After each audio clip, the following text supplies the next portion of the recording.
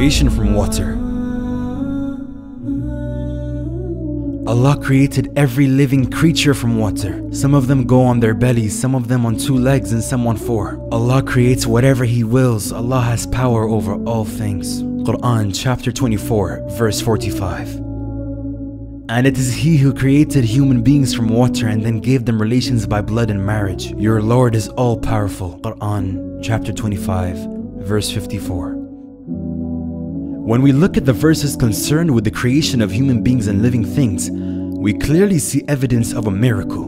One such miracle is of the creation of living things from water. It was only possible for people to come by that information clearly expressed in those verses hundreds of years afterwards with the invention of the microscope. All life forms need water in order to survive.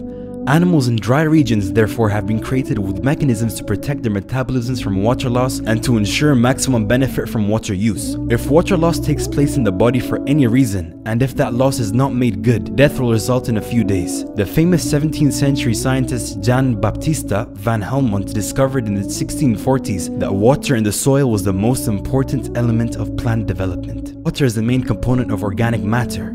50 to 90% of the weight of living things consists of water.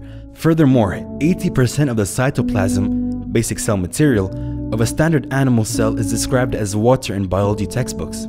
The analysis of cytoplasm and its appearance in textbooks took place hundreds of years after the revelation of the Quran. It is therefore impossible for this fact, now accepted by the scientific community, to have been known at the time the Quran was revealed. Yet attention was drawn to it in the Quran 1,400 years before its discovery.